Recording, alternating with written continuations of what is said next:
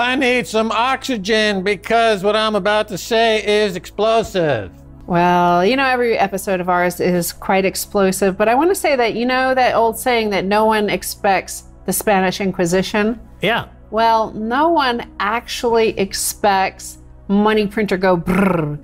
No one actually expects the economists at the central banks in the Treasury to actually listen to those academics, to listen to the ivory tower economists telling them to print money.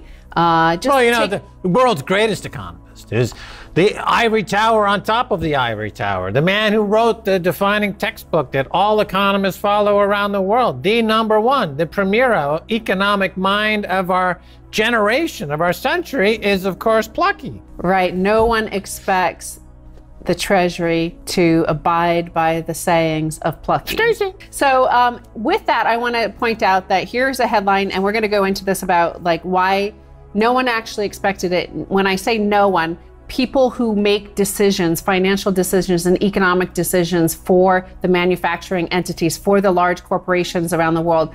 And you see that with Intel and TSMC on chip shortage. After blowing $84 billion on share buybacks since 2011 and now woefully behind, Intel clamors for $50 billion in subsidies for US chip industry. Intel is getting $50 billion. They're one of a few companies getting $50 billion in subsidies in the latest of the trillions of dollars package. And they're getting $50 billion to help build the foundry, you know, build some more semiconductor chips in America.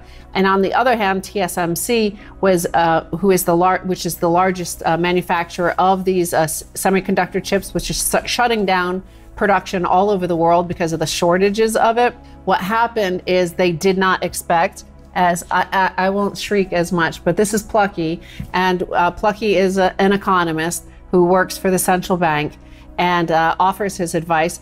Never have any central banks ever actually taken his advice because it's always so absurd and he shrieks as you've heard him speak. And nobody's ever taken his advice, but these are different times. These are unique times, and they seem to be listening to his ideas about MMT and money printing and negative interest rates. So what happened is TSMC did not expect central banks or treasuries to listen to absurd economic advice, right? So they thought pandemic, global economy shuts down, therefore people aren't going to buy goods and services like washing machines, like automobiles. They didn't expect trillions and trillions and trillions of dollars to be thrown out the window at the population across America. So that's not what they were expecting. And they themselves, last year at this time, cut orders. All these manufacturers like automobile, washing machines, all that sort of stuff, they pulled their orders that we won't need semiconductor chips because everything's shut down.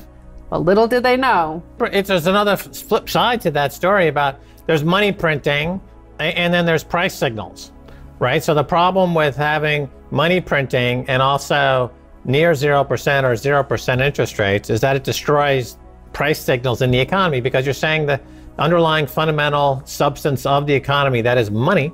Money itself is the raw material of economics, of capitalism. You're saying it has a zero value.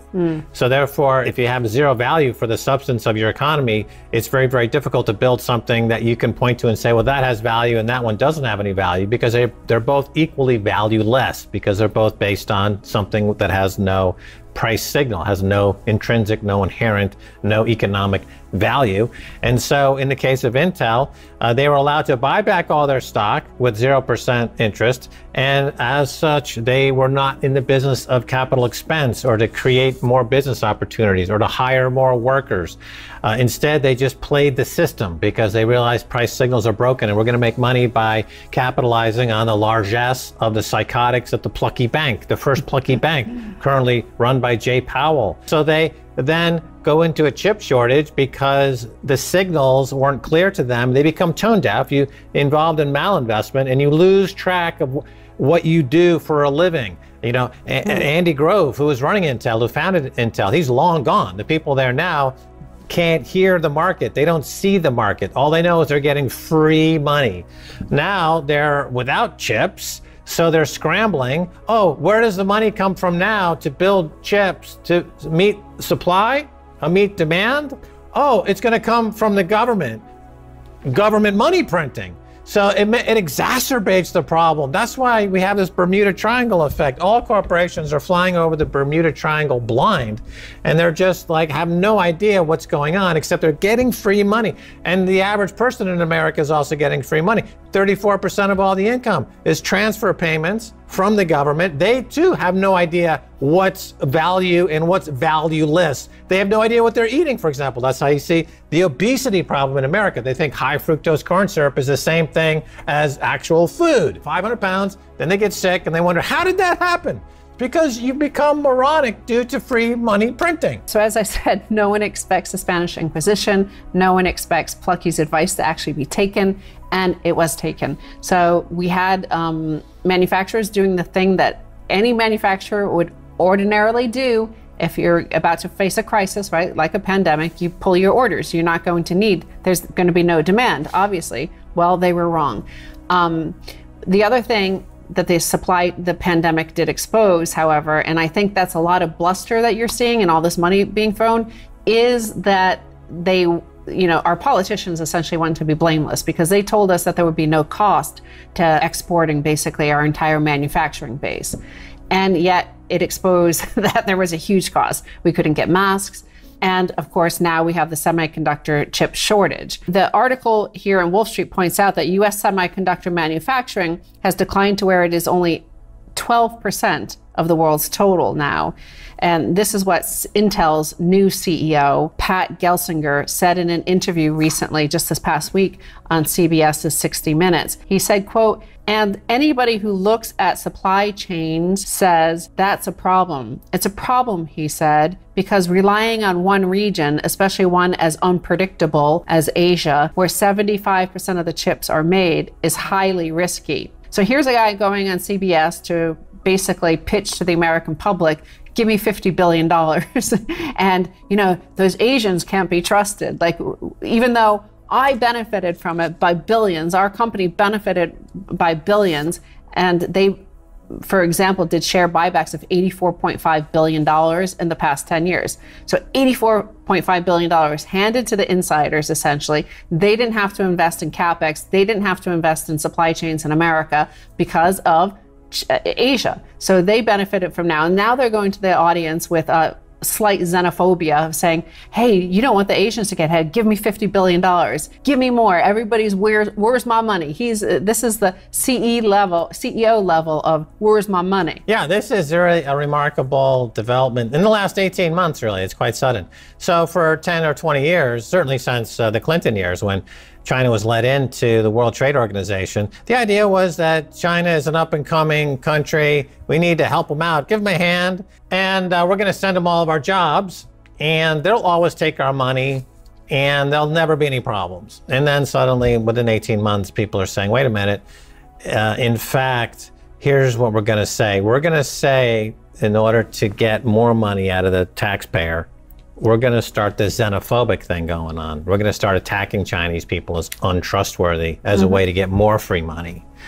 And there's no end to it. It's the lies, the deception, the racism, the xenophobia, the class war, that will never end as long as there's free money available. Yeah. Right? There's nothing that will stop you. You will say anything and do anything to get that free money. This next bit here is so remarkable, you're not going to believe it, about what he said. So this is the incentives of this fiat structure and how it harms the entirety of the global economy, but also domestically. So here's something he said about the mistakes they've made in the past. He said in this interview on 60 Minutes and CBS, the company stumbled. We had some product stumbles, some manufacturing and process stumbles. Perhaps the biggest stumble was in the early 2000s when Steve Jobs of Apple needed chips for a new idea, the iPhone. Intel wasn't interested, and Apple went to Asia, eventually finding TSMC, the Taiwan semiconductor manufacturing company. Today is the world's most advanced chip manufacturer, producing chips that are 30% faster and more powerful than Intel's, he said. That's exactly what we've said since the very beginning of our content that we've been creating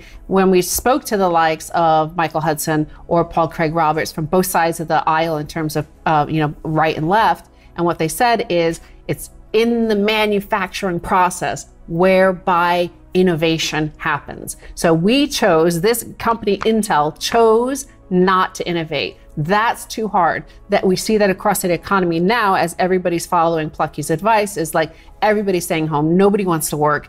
And by not working, you're not innovating, and you're not having to confront problems and then overcome the problems and find solutions. So it all got exported to TSMC because they were too lazy to get out of bed. They were like supermodels. We're too lazy to get out of bed. We get to just financialize our company, hollow out the company, and it's easy and free, and why should I work? Yeah, well, let's be clear. The money that they're now being sent is a bailout.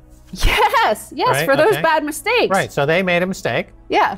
And they're getting bailed out. You see, and with capitalism, it's the situation where if you make a mistake, you get penalized, Yes. right? It would be like having Catholicism without hell, right? Well, that's what, like, speaking of, no one expects the Spanish Inquisition. No one expects anybody to actually listen to dumb ideas like from Plucky. Right, so Intel is like, so here's Intel, a mature company, throwing a fit, like, we're stupid. We're the stupidest chip manufacturer in the world. We made stupid mistakes, and we buy back our own stock. Please give us a bailout again. So I'm supposed to go into my pocket, right? I'm going into my pocket Yes, to help these idiots at Intel because they're stupid. Because nobody expects anybody to follow Plucky's advice, and that is against the advice of capitalism, which is that nobody expected, like Adam Smith said, the invisible hand. You would protect yourself. You wouldn't hollow out your company and destroy your economy. Like, no one ever, and all economists ever expected that. None before Plucky ever expected that people would willingly do this.